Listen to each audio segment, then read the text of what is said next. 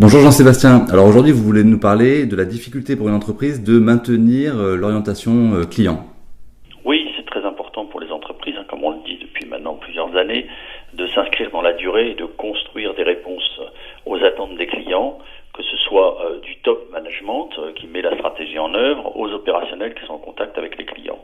Or, ce qu'on observe, c'est que certaines entreprises font des efforts pendant quelques années et au milieu du gué ont tendance à jeter l'éponge parce que soit les conseils d'administration ne comprennent pas l'importance de ces attentes clients, soit il y a une grosse acquisition qui vient bouleverser et remettre en cause toute l'organisation de la société qui va plus s'organiser autour du produit, autour du prix.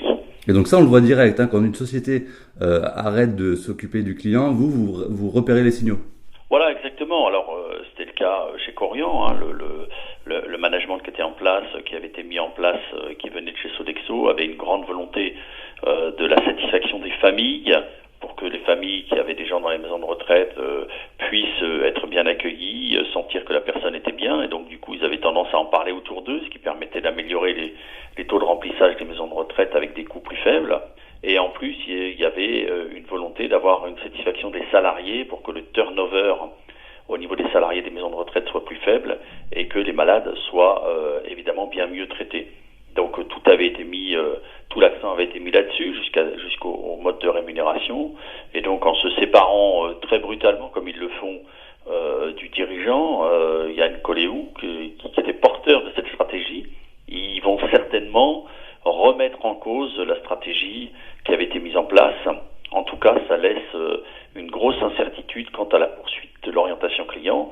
Et nous, ce qu'on observe, c'est que dans ces cas-là, ça se traduit au niveau des ventes, au niveau du chiffre d'affaires, au niveau de la rentabilité, par une inversion de la courbe. Alors justement, est-ce que vous avez un exemple d'une société qui a fait ça dans le passé, qui a changé son orientation client, qui a fait moins attention aux clients et qui a perdu en chiffre d'affaires ou en bourse? Oui, effectivement, certaines sociétés changent de stratégie. Nous pouvons par exemple citer SFR, qui a été racheté par Numéricable. Et donc SFR était plutôt une société qui mettait en avant la qualité du réseau et la qualité du service client, même si c'était pas extraordinaire.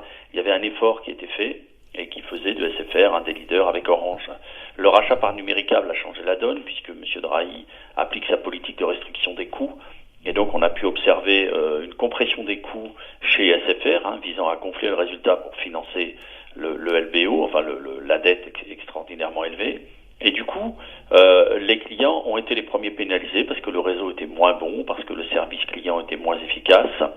Et ce qu'on a observé sur une année, c'est le départ de 760 000 clients de chez SFR. Et donc, voilà, un changement de stratégie qui vise à avoir une politique d'extériorisation du bénéfice avec une compression des coûts, et qui va avoir un impact extrêmement important sur la croissance du chiffre d'affaires demain, puisqu'on aura une décroissance du chiffre d'affaires et donc après-demain une décroissance de la rentabilité qui obligera à aller rechercher les clients en les payant très cher.